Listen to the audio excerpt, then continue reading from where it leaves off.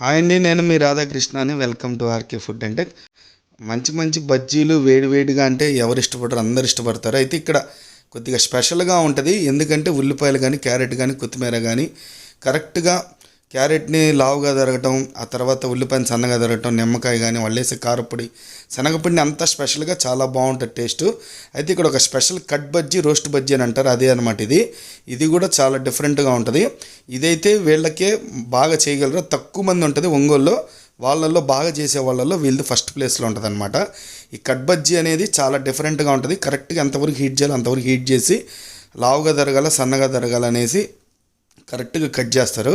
తర్వాత ఈ విధంగా నిమ్మకాయని, ఉల్లిపాయలు వేసి అట్లా బాగా అట్లా మెల్ట్ చేసినాక మళ్ళీ ఇంకో రౌండ్ ఉల్లిపాయలు, కారపొడి, నిమ్మకాయ వేస్తారు. అది వేసే విధానం కూడా వాళ్ళు సీనియర్స్ కాబట్టి కరెక్ట్గా ఉంటుంది టేస్ట్.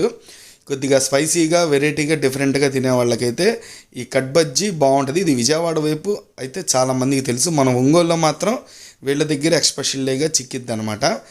ఇక్కడ బజ్జీ కానీ, తర్వాత వచ్చే ఎగ్ బోండా కానీ చాలా అంటే చాలా బాగుంటుంది. బాగా బజ్జీ, మిర్చి బజ్జీ, ఉల్లిపాయ బజ్జీని బాగా ఇష్టపడతారు. ఇక్కడ రాగానే ఒక బజ్జీ మొక్కని అలా తినండి. ముందు ఆ బజ్జీ, క్రిస్పీ బజ్జీ టేస్ట్ అనేది మనకు అర్థమవుతుంది. ఇంకా తర్వాత పొడుగ్గా జరిగిన ఉల్లిపాయలు, క్యారెట్, రోస్ట్ బజ్జీ, కారప్పొడి, నిమ్మకాయ అన్నీ మిక్సింగ్ వేసి ఉంటారు కదా, మంచి టేస్ట్ ఇది. సూపర్. ఒంగోలులో ఎక్కడా లేదు ఇది రోస్ట్ బజ్జీ అనేది. విజయవాడ వైపు ఉంటుంది, అదొక స్టైలు. కానీ ఒంగోలులో వీళ్ళ దగ్గర అనమాట రోస్ట్ బజ్జీ. వీళ్ళ దగ్గర రోస్ట్ బజ్జీ కానీ, లేకపోతే ఎగ్గు బజ్జీ కానీ, తర్వాత మామూలు ఉల్లిపాయ బజ్జీ కానీ, ఈ మూడు బాగా ఫేమస్ అనమాట ఇక్కడ. ఈ మూడిట్లో టేస్ట్ చాలా బాగుంటుంది. శనగపిండి వాళ్ళ సొంత కాబట్టి మంచి టేస్ట్ వస్తుంది. బజ్జీ క్రిస్పీగా, నిమ్మకాయ, కారపొడి, ఆ క్యారెట్ తురుము, ఉల్లిపాయలు అవేమో కరకరగా ఉంటాయి బజ్జీ. దాని కాంబినేషన్లో వీళ్ళు వేసిన కారపొడి, ఉల్లిపాయలు, క్యారెట్ తురుమేమో మెత్తగా తగులుతుంటుంది. వెరైటీ టేస్ట్ అనమాట.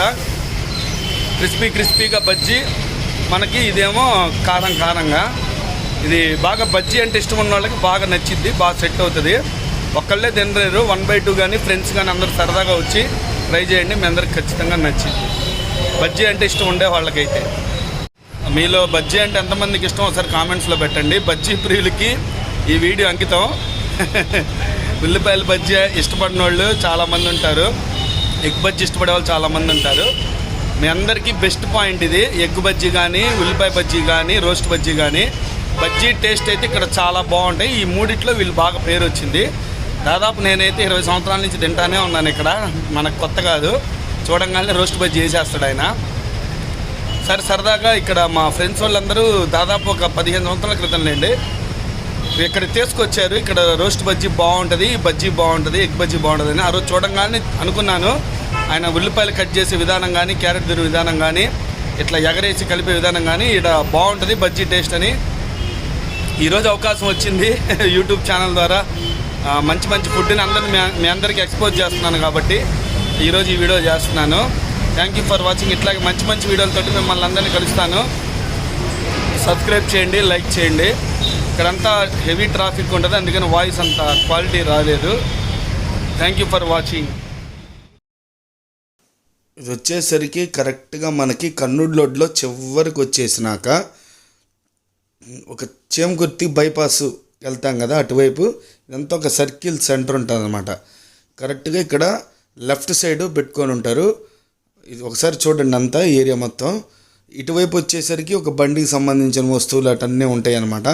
కరెక్ట్గా ఇది కర్నూలు రోడ్డుకి, చేమకుర్తి బైపాస్కి డెడ్ ఎండ్ అనమాట. ఇక్కడ మార్నింగ్ టైం నుంచి ఉంటారు, అంటే దగ్గరగా 11 అట్లా స్టార్ట్ అవుతుంది.